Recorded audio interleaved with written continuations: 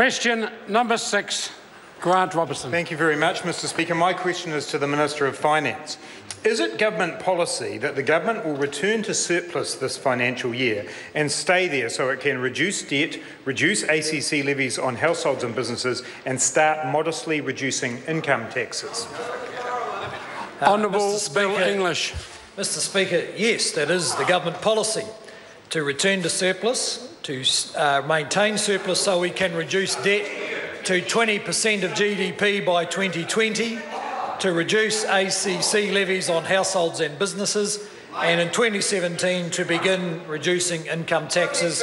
And one more point the member missed: if there are any positive revenue surprises, we would use that to get debt down, but there do not look to be any positive revenue surprises.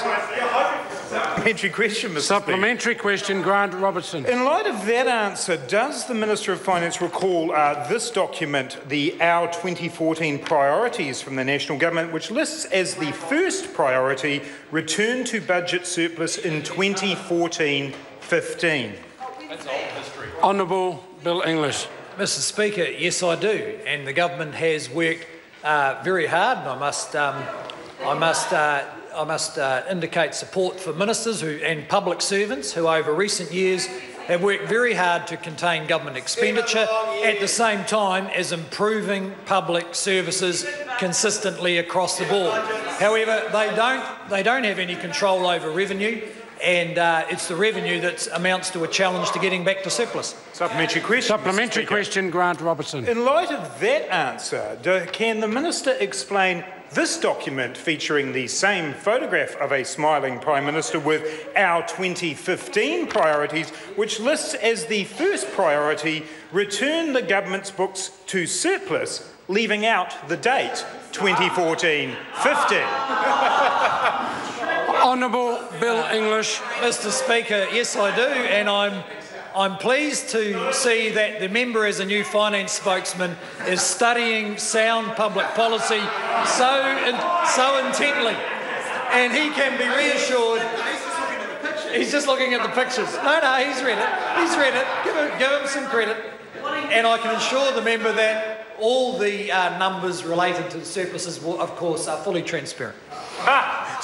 Supplementary question, Grant Robertson. In light of the Minister's desire for transparency, why did he ditch his 2014 promise for a surplus this financial year, just months after making that election promise?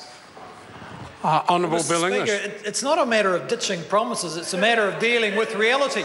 The member may not have noticed, but in the half-year update, which is a statutory requirement of any government to publish in December, we forecast a $550 million deficit for the 14-15 year. So there's nothing new or exciting or different about that.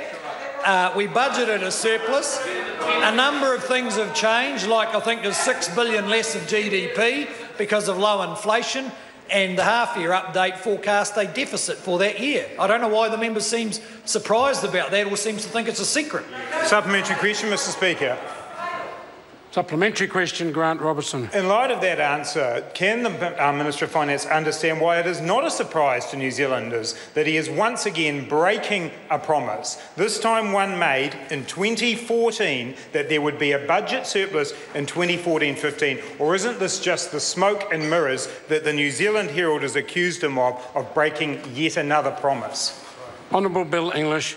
Well, Mr Speaker, the process is incredibly transparent, in fact more transparent than almost any other country on earth, and that is at the half-year update, halfway through the financial year 14-15, Treasury published a forecast that said in 14-15 there will be a small deficit.